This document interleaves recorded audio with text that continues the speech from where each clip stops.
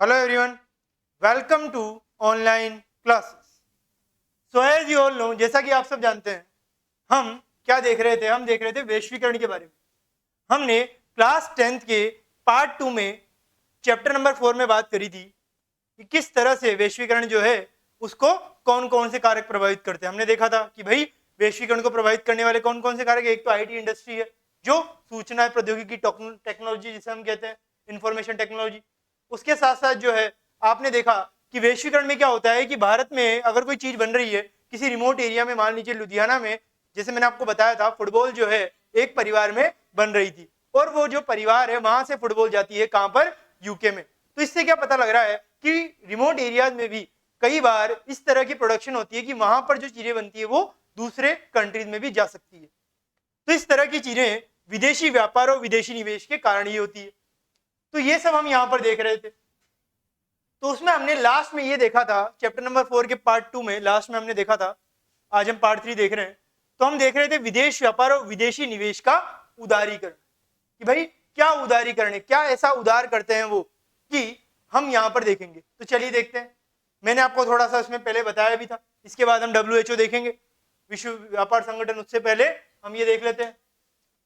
तो हम भारत में चीनी खिलौनों के आयात के वाले उदाहरण जो है पर वापस लौटे हैं. क्या लौटे हैं? वापस लौटे हैं. तो मान लीजिए कि भारत सरकार खिलौनों के आयात पर कर लगाती है. भारत सरकार कह देती है कि भाई ये चीन से बहुत आयात हो रहा है, हम क्या करेंगे, हम यहाँ पर कर लगाएंगे. तब क्या होगा?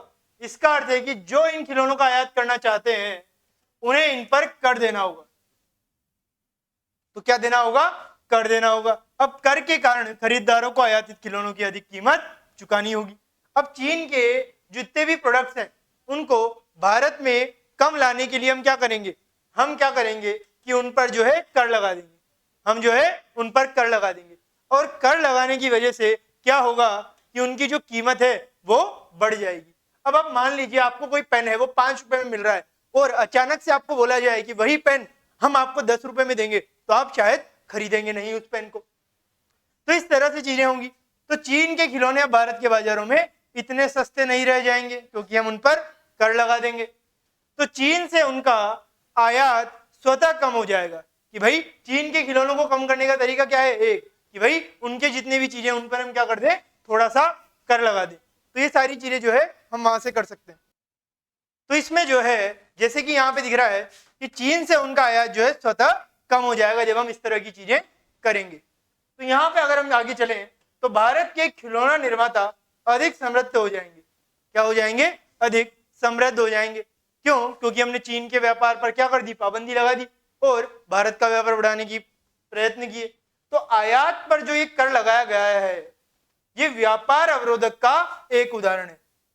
तो उसी तरह से भारत अगर कहीं पे करेगा तो भारत के पे भी कर लगा सकता है दूसरा देश, जिस तरह से हमने चीन पे लगाया. तो इस तरह से कई सारे देशों को नुकसान हो सकता है अगर ऐसे ही हर आयात पर जो देश है वो कर लगाने लग गए.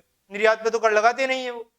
तो इस तरह से इसे अवरोधक इसलिए कहा जाता है, जो ये व्यापार अवरोधक हम कहते हैं, क्योंकि यह कुछ प्रतिबंध लगाता है. जैसे चीनी खिलौनों पर लगा प्रतिबंध, उसी तरह से जो है कुछ प्रतिबंध जो है ये व्यापार अवरोधक लगाता है. सरकारें व्यापार अवरोधक का प्रयोग विदेश व्यापार में वृद्धि या कटौती करने और देश में किस प्रकार की वस्तुएं कितनी मात्रा में आयातित होनी चाहिए यह निर्णय करने के लिए कर सकती है. तो इस तरह की चीजें जो है आप जानेंगे. हमारी कई सारी मिनिस्ट्रीज होती है, कई सारे डिपार्टमेंट्स होते हैं, उन सब में जो है इस तरह के काम होते हैं, क्योंकि कई सारे अप्रूवल लेने होते हैं. और इसके साथ साथ अगर आयात करना है हमें तो क्या होगा कि हमारा आयात ज्यादा ना हो जाए, इसका हमेशा ख्याल रखा जाता है. क्योंकि अगर आयात ज्यादा होगा तो हमें ज्यादा उनको कीमत चुकानी होगी. तो इस वजह से आयात पर जो है कर कई सारे देश लगाया करते हैं. चीन भी लगाता है, भारत भी लगाता है. तो इस वजह से ही आगे पिक्चर में आएगा WHO कि भाई इस तरह के प्रतिरोध या अवरोध जो है उनको कम करने का प्रयास भी करना चाहिए. तो स्वतंत्रता के बाद आप जानेंगे कि आपको सबको पता है कि हमारे देश को आजादी मिली थी 1947 में. अब 1947 के बाद भारत सरकार ने विदेश व्यापार और विदेशी निवेश पर प्रतिबंध लगा रखा था कि भाई जो विदेश है वहां से आप कोई निवेश वगैरह ये सब नहीं करेंगे. क्यों? इसका कारण ये था कि अगर वापस से हम विदेशी निवेश को करने लग गए तो जो कॉलोनाइजेशन में हो रहा था वही अभी भी होने लग जाएगा, क्योंकि वही सारे डेवलप्ड कंट्रीज वापस से इंडिया में जो है निवेश करेगी और इंडिया को वैसे ही गुलाम बनाएगी. चाहे वहां पर रहकर नहीं मगर बाहर रहकर भी कर सकती है। इस वजह से हमने जो है उस पर क्या कर दिया था, प्रतिबंध लगा दिया था और कई सालों तक जो है हमने वो प्रतिबंध लागू रखा। फिर आप जानते हैं 1991 में जाकर वो प्रतिबंध को थोड़ा ढील दी गई और प्राइवेट सेक्टर जो लाया गया और आज के समय आपको कई सारी देशों की कई सारी शाखाएं जो है भारत में मिलेगी। तो देश के उत्पादकों को विदेशी प्रतिस्पर्धा से संरक्षण प्रदान करने के लिए यह अनिवार्य माना गया कि भाई ये जो है वो अनिवार्य होना चाहिए। 1950 और 1960 के दशकों में उद्योगों का उदय हो रहा था। क्या हो रहा था? जितने भी उद्योग है उनका उदय हो रहा था और इस अवस्था में आयात से प्रतिस्पर्धा इन उद्योगों को बढ़ाने या बढ़ने नहीं देती। तो कारण यह है कि अगर आयात पर आप प्रतिबंध लगा देंगे तो दूसरा देश आपको अपनी चीजें नहीं बेच पाएगा, तो उसको बहुत सारा नुकसान होगा।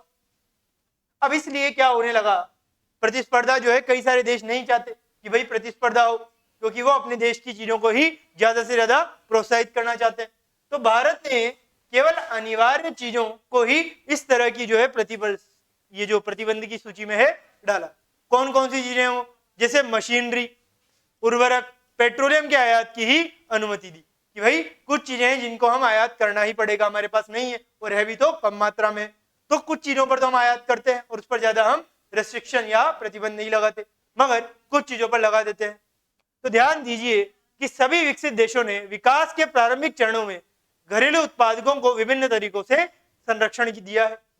वो यही चाहते हैं कि भाई हमारे जो भी उत्पाद करने वाले जितने भी लोग हैं, जितनी भी कंपनियां हैं जो भारतीय हैं, वो आगे बढ़े। जो विदेशी वाले हैं अगर वही वापस आ गए तो जैसे यूके ने किया वैसे ही वो सारे कर सकते हैं और हमारे जितने भी प्रोडक्ट है वो नहीं बिकेंगे। तो हम पहले गुलाम थे, अब जो है चीजों के गुलाम हो जाएंगे। तो इस वजह से ये सारी चीजें जो है हर विकासशील देश करता है। अब भारत में करीब सन 1991 के प्रारंभ से नीतियों में कुछ दूरगामी परिवर्तन किए गए हैं। आप जानते हैं 1991 में क्या हुआ कि एलपीजी रिफॉर्म्स आए, जिसमें क्या हुआ, लिबरलाइजेशन, प्राइवेटाइजेशन, ग्लोबलाइजेशन। जो ये वैश्वीकरण हम देख रहे हैं ये ग्लोबलाइजेशन ही है। तो इस तरह की चीजें जो है 1991 में हुई, क्योंकि आप जानते हैं उस समय जो है सोवियत संघ गिर गया और उसके बाद जो है भारत का जितनी भी डिपेंडेंस थी वो सोवियत संघ से खत्म होकर दूसरे देशों पर आने लग गई। तो इस तरह की चीजें जो है होने लगी, भारत की नीतियों में बहुत ज्यादा परिवर्तन आया और हमने कई सारे जो निजी क्षेत्र हैं उनको भारत में बुलाया। तो सरकार ने यह निश्चय किया कि भारतीय उत्पादकों के लिए विश्व के उत्पादकों से प्रतिस्पर्धा करने का समय आ गया है। कि भाई पहले भारत ने क्या किया, संरक्षण दिया कि भाई पहले भारतीय वाले जितनी भी कंपनियां वो उभरने दो। तो कम से कम जो है आजादी के बाद के कुछ सालों तक, लगभग 50 या 40 सालों तक हमने क्या किया, ऐसा ही किया ताकि भारतीय जो कंपनियां है वो आगे बढ़े। और फिर जैसे ही ऐसा हो गया और जब हमारे पास ज्यादा पैसा नहीं बचा तो हमने क्या किया कि जितने भी दरवाजे थे हमारे निजी क्षेत्र के वो खोल दिए। तो यह महसूस किया गया कि प्रतिस्पर्धा से देश में उत्पादकों के प्रदर्शन में सुधार होगा। क्या होगा, सुधार होगा। सोचा गया कि भाई अगर हम इसी तरह से चलते रहे जिस तरह से चल रहे हैं उस तरह से अगर हुआ तो ज्यादा विकास नहीं हो सकता, क्योंकि हमारे पास क्या है, सीमित क्षेत्र है। तो हमें जो है इन सारे क्षेत्रों को बढ़ाना था। इस वजह से हमने जो है ये सारे काम करने शुरू किए। अब क्योंकि उन्हें अपनी गुणवत्ता में सुधार करना होगा तब जाकर ये चीजें होगी। अब जब प्रतिस्पर्धा होती है ना और कोई दो कंपनियां आपस में टकराती है तो दो चीजों की लड़ाई होती है। एक तो ये कि भाई कितनी कीमत होगी, अगर किसी की कीमत ज्यादा है तो उसका डर रहता है कि भाई वो लोग खरीदेंगे नहीं, और किसी की कीमत कम है तो लोग ज्यादा उसको खरीदते हैं। उसके बाद आती है क्वालिटी कि भाई अगर ज्यादा कीमत की चीज और कम कीमत की चीज में क्वालिटी का इतना ज्यादा फर्क नहीं है तो लोग जो है सस्ती चीजों को ही खरीदेंगे, और इसी वजह से जो है इन सब में सुधार होने की आवश्यकता है। अब इस निर्णय का प्रभावशाली अंतरराष्ट्रीय संगठनों ने क्या किया, समर्थन किया। उन्होंने किया कि भाई जितनी भी अंतरराष्ट्रीय संगठन है वो बोले कि भाई ठीक है आप ये जो चीजें हैं वो कर सकते हैं, क्योंकि कई सारे विकसित देशों ने भी ये शुरुआत में करी थी।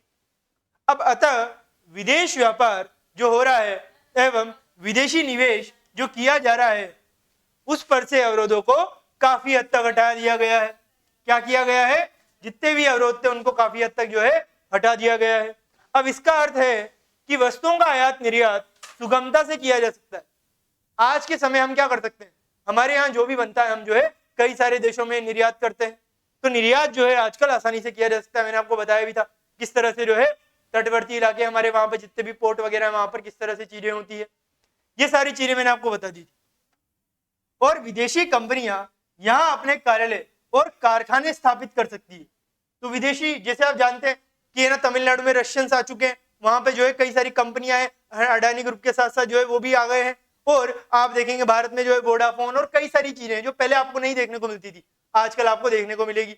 यूएस की भी कई सारी कंपनियां हैं जो भारत में आ गई है। तो इससे क्या पता लग रहा है कि वो आती है और कारखाने वगैरह जो है स्थापित करती है, और उससे रोजगार तो मिलता ही है, साथ साथ जो है गवर्नमेंट को जो टैक्स मिलता है वो तो अलग है ही। तो इस तरह से जो है चीजें होती है। तो सरकार जो इस निवेश को प्रमोट भी करती है, उसके साथ साथ भारतीय जो कंपनियां उनका संरक्षण भी करना चाहती है। तो एक तरह से बैलेंस रखना चाहती है कि भाई ये भी हो वो भी हो और हम बीच में रहें। तो सरकार द्वारा अवरोधों अथवा प्रतिबंधों को हटाने की प्रक्रिया उदारीकरण के नाम से जानी जाती है। तो जो ये प्रतिबंध है, जो ये अवरोध है, उन्हीं को हटाने की प्रक्रिया जो है उदारीकरण के नाम से जानी जाती है कि भाई यहां पर क्या हो रहा है, यहां पर उदारीकरण हो रहा है, यानी सरकार द्वारा अवरोधों और प्रतिबंधों को हटाया जा रहा है और जितनी भी निजी क्षेत्र है उनको इनवाइट किया जा रहा है so that they can come. तो इस तरह की चीजें हो रही है। अब व्यापार के उदारीकरण से व्यवसायियों को मुक्त रूप से निर्णय लेने की अनुमति मिली है कि भाई अगर उदारीकरण होगा, प्रतिबंध हट जाएंगे, तो जो व्यापारी है वो भी अलग अलग क्षेत्रों में अपनी जो सीमाएं हैं वो बढ़ाना शुरू कर देगा। तो इस तरह से चीजें जो है आसान होने लगेगी, जिस तरह से 1991 के बाद होने लगी है। अब ये सारी चीजें जो है धीरे धीरे बदल रही है क्योंकि नीतियां भी बदलती रहती है। अब सरकार पहले की तुलना में कम निर्णय करती है। सरकार क्या चाहती है कि भाई मिनिमम गवर्नमेंट और मैक्सिमम गवर्नेंस का नारा जो है दिया जाता है। क्यों ऐसा होता है? क्योंकि सरकार जो है कम नियंत्रण करना चाहती है। क्या चाहती है? कि भाई नियंत्रण जो है वो कम हो, और इसलिए उसे अधिक उदार कहा जाता है कि भाई जो इस तरह के निर्णय लेने की क्षमता अगर इन लोगों में होगी, सरकार में कम होगी, तो क्या होगा, उससे जो है उदारीकरण बढ़ेगा होगा, और उदारी होगा तो क्या होगा, जितनी भी व्यापार है वो बढ़ेंगे। तो ये सारी चीजें जो है आप ये देखेंगे कि यहाँ पर होती है। तो इस तरह से विदेशी व्यापार और विदेशी निवेश जो है किया जाता है। अब हम चलते हैं आगे, हम क्या करेंगे, अब हम हमारा एक न्यू टॉपिक देखने वाले। तो अभी हमने जो देखा वो वैश्वीकरण के बारे में था, तो वैश्वीकरण के बारे में हमने कई सारी चीजें जो है देख ली। अब हम यहाँ पर आगे बात कर रहे हैं। तो आगे देखें तो एक संगठन आ जाता है पिक्चर में। वो कौन सा संगठन है? तो अब इतना कुछ व्यापार हो रहा है, इतना कुछ हो रहा है, तो कुछ ना कुछ नियंत्रण होना चाहिए, वरना जितने भी देश है वो अपनी मनमानी करते रहेंगे। और इसी को रोकने के लिए एक संगठन है जिनके ये सारे देश जो है सदस्य बन चुके। उनका क्या नाम है? वो है विश्व व्यापार संगठन। तो जो विश्व व्यापार संगठन है वो क्या कर रहा है कि कई सारी चीजें जो है इन देशों को नियंत्रण के लिए कर रहा है। तो हमने देखा कि कुछ बहुत प्रभावशाली अंतरराष्ट्रीय संगठनों ने भारत में विदेश व्यापार एवं विदेशी निवेश के उदारीकरण का समर्थन किया है कि भाई जिस तरह से विदेशी व्यापार होता है उस तरह का समर्थन क्यों करते हैं? क्योंकि दूसरे देश भी जानते हैं अगर विदेशी निवेश होगा तो उन्हीं का फायदा होगा, क्योंकि भारत में बहुत ज्यादा क्या है, एक बहुत बड़ा बाजार है। तो इस तरह से इन संगठनों का जो ये बड़े बड़े संगठन है जिसके कई सारे देश संगठन है, आज के समय अगर देखें तो जो WHO है, जो विश्व व्यापार संगठन है, उसके 183 या 63 के करीब जो है देश सम्मिलित है, और कई सारे देश जो है नए नए बन रहे हैं, वो भी आ रहे हैं। तो इन संगठनों का मानना है कि विदेश व्यापार और विदेशी निवेश पर सभी अवरोधक हानिकारक है कि भाई जितना भी व्यापार होता है, जितना भी विदेशी निवेश होता है, उसमें जो अवरोधक ये बड़े बड़े देश या जो विकासशील देश है वो लगा देते हैं, वो सही नहीं है। तो कई सारे विकसित देशों ने इस पर जो है कंप्लेंट भी करी है। कहां पर? विश्व व्यापार संगठन में। तो कोई अवरोधक नहीं होना चाहिए, ये जो है जितने भी विकास या विकासशील देश है उन पर आरोप लगता है कि भाई वो अवरोधक करते हैं। मगर जब विकसित देश विकसित हो रहे थे तब उन्होंने भी अवरोध वगैरह लगाए थे। तो देशों के बीच मुक्त व्यापार होना चाहिए। क्या होना चाहिए? मुक्त व्यापार होना चाहिए। आप प्रतिबंध ज्यादा ना लगाएं, आप जो है मुक्त व्यापार करें। मुफ्त नहीं, मुक्त व्यापार यानी फ्री ट्रेड होना चाहिए। तो विश्व के सभी देशों को अपनी नीतियां उदार बनानी चाहिए, यानी प्रतिबंध जो है वो हटाने चाहिए, और ये हर देश को करने चाहिए। ये कौन बोलता है? ये जितने भी विकसित देश है वो कहते हैं। क्यों ऐसा करते हो? कोई ना कोई मतलब होगा उनका। उनका मतलब है क्योंकि उनके पास जो कंपनियां हैं उनके पास जो है ग्राहक कम है, तो वो चाहते हैं भारत के जितने भी जनसंख्या है उसके ग्राहक जो उनसे जुड़ जाए, तो क्या होगा, उनका प्रॉफिट बहुत ज्यादा बढ़ जाएगा अगर वो भारत में आएंगे। तो इस वजह से वो ऐसी चीजें करते हैं।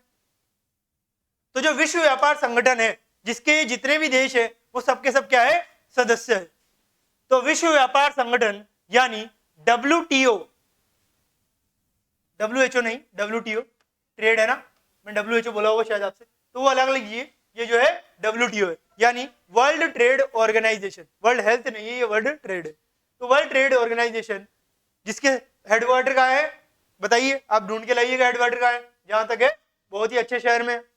अब एक ऐसा संगठन है जिसका ध्येय अंतरराष्ट्रीय व्यापार का उदार बनाना है कि भाई किस तरह से फ्री ट्रेड हो सकता है, ये WHO निर्धारित करता है। और कई बार जो है इस तरह के जो डिस्प्यूट होते हैं, जो विवाद होते हैं, उनको भी सॉल्व करता है। अब विकसित देशों की पहल पर शुरू किया गया विश्व व्यापार संगठन अंतरराष्ट्रीय व्यापार से संबंधित नियमों को निर्धारित करता है, क्योंकि कई सारे देश व्यापार कर रहे हैं। अगर उन्हें अपने रूप से व्यापार करने दिया गया तो क्या होगा, कुछ देश जो है वो पीछे रह जाएंगे और कुछ देश जो है हद से आगे बढ़ जाएंगे। तो इस वजह से उनमें बैलेंस रखने के लिए जो ये विश्व व्यापार संगठन है, कुछ नियम कायदे कानून बनाते हैं कि भाई जितने भी देश है जब भी व्यापार करेंगे इन नियम कायदे कानून का पालन करेंगे, तब जाकर के फ्री ट्रेड भी होगा तो सब में बैलेंस होगा। तो ये सारी चीजें जो है ये WTO वर्ल्ड ट्रेड ऑर्गेनाइजेशन निर्धारित करते हैं। आपने सुना होगा कि भाई इंडिया ये वाला केस हार गया WTO में, इंडिया ये वाला केस जीत गया WTO में। उसका कारण क्या है कि भाई कई सारी चीजें हैं जो कई सारे देश जो है दूसरे देशों पर आरोप लगाते हैं व्यापार के संबंध में, तो उसमें सारी चीजें होती है। तो और यह देखता है कि इन नियमों का पालन कौन देखता है, भाई ये जो WTO है वो देखता है कि भाई ये जितने भी नियम है उनका पालन हो। अब विश्व के लगभग 160 देश जो है वो किसके सदस्य है, विश्व व्यापार संगठन के। बढ़ते रहते हैं, कम होते रहते हैं। अब यद्यपि विश्व व्यापार संगठन जो है WTO जो है वो सभी देशों को मुक्त व्यापार की सुविधा देता है, यानी फ्री ट्रेड की सुविधा देता है कि भाई आपको क्या करना है, आपको जो है फ्री ट्रेड करना है। परंतु व्यापार में यह देखा गया है कि विकसित देशों ने अनुचित ढंग से व्यापार अवरोधकों को बरकरार रखा है। ऐसा क्यों किया है उन्होंने, उसका कारण है कि भाई वो चाहते हैं कि उनके जो देश है उनके प्रोडक्ट्स का ही विकास हो, क्या हो, उनके जितने भी प्रोडक्ट्स हैं उनका विकास हो। ये सारी चीजें जो है वो चाहते हैं और इसी वजह से कई सारी चीजें जो है हम यहाँ पर देख सकते हैं।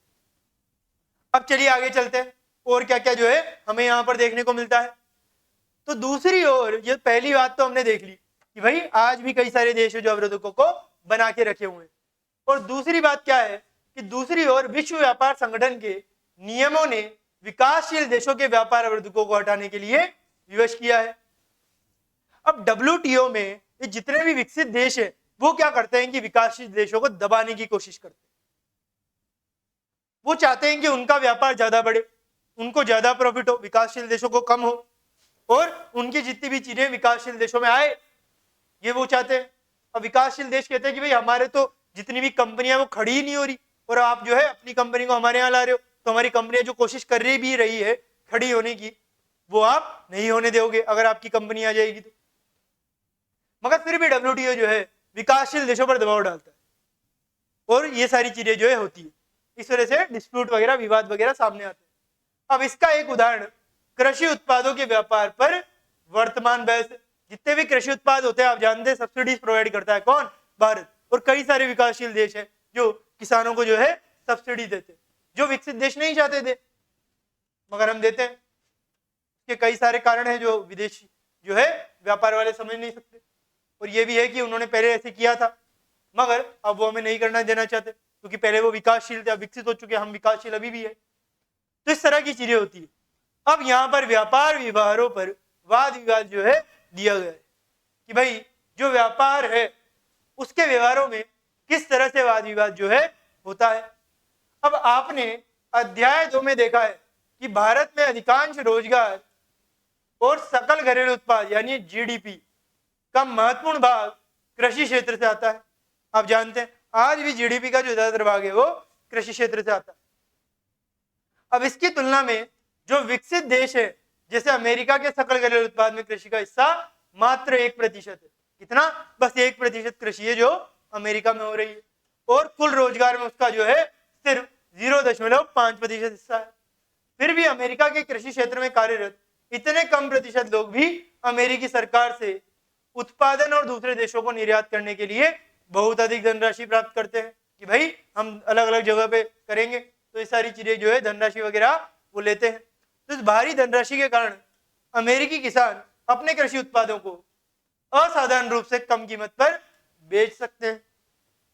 अब अधिशेष कृषि उत्पादों को दूसरे देशों के बाजारों में कम कीमत पर बेचा जाता है, जो इन देशों के कृषकों को बुरी तरह प्रभावित करते हैं कि भाई हम क्या कर रहे हैं कि कम जो है चीजें कर रहे हैं, हम जो है कम कीमत वसूल कर रहे हैं, किनसे? किसानों से, और उन्हें जो है ज्यादा फायदा देने का प्रयास कर रहे हैं। उससे क्या हो रहा है कि दूसरे विकसित देशों के किसान जो है वो कंप्लेंट करते हैं, उनकी इनकम ज्यादा है फिर भी वो कंप्लेंट कर रहे हैं हमारे यहाँ इनकम कम है। तो यही कारण है कि विकासशील देश विकसित देशों की सरकारों से सवाल कर रहे हैं कि हमने विश्व व्यापार संगठन के नियमों के अनुसार व्यापार अवरोधों को कम कर दिया, लेकिन आप लोगों ने विश्व व्यापार संगठन के नियमों को नजरअंदाज कर दिया और अपने किसानों को भारी धनराशि देना बरकरार रखा। आप लोगों ने हमारी सरकारों को अपने किसानों की सहायता बंद करने को कहा। कौन कह रहा है? विकासशील देश कह रहे हैं विकसित देशों से, परंतु आप स्वयं यही काम कर रहे हैं। क्या यह मुक्त व्यापार, मुक्त और न्याय संगत व्यापार है जो आप ये विकसित देश हम विकासशील देशों को करने को कहते हैं? आप खुद अपने आप को देखिए पहले आप किस तरह से करते हैं। तो इस तरह की चीजें जो है यहाँ पर हो रही है। तो ये हमने यहां से देख लिया, तो ये हमने यहां पर देखा है। तो ये न्याय संगत व्यापार है। कैसा व्यापार है? न्याय संगत व्यापार है। क्या आपको लग रहा है न्याय संगत है? ये जो है प्रश्न पूछा जा रहा है किसके द्वारा? विकासशील देश जो है विकसित देशों से प्रश्न पूछ रहे हैं। तो ये आप यहाँ पे देख सकते हैं, ये एक संयुक्त राज्य अमेरिका का एक बहुत ही बड़ा कृषि क्षेत्र है।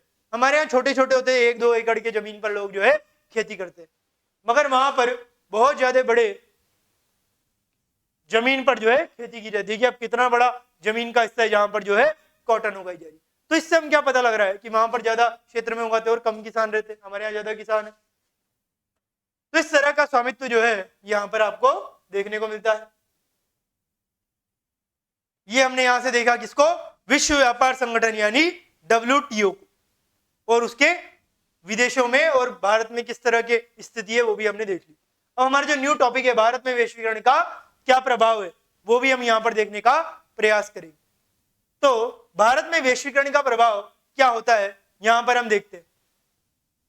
तो वैश्वीकरण हमने अच्छी तरह से देखा। अब भारत में जो ग्लोबलाइजेशन है, जब 1991 में या 1991 में जब हमने हमारी इकोनॉमी या हमारी जो भी आर्थिक विकास की नीतियां हैं वो खोली, जितने भी निजी क्षेत्र हैं उनके लिए, तो क्या क्या हुआ भारत में? ग्लोबलाइजेशन किस तरह से हुआ या वैश्वीकरण किस तरह से हुआ, ये हम देखेंगे हमारे नेक्स्ट पार्ट में। और क्या क्या कारण है, क्या क्या प्रभावित करता है भारत को वैश्वीकरण, ये सब हम हमारे नेक्स्ट पार्ट में देखने वाले। तब तक के लिए thank you very much, have a nice day.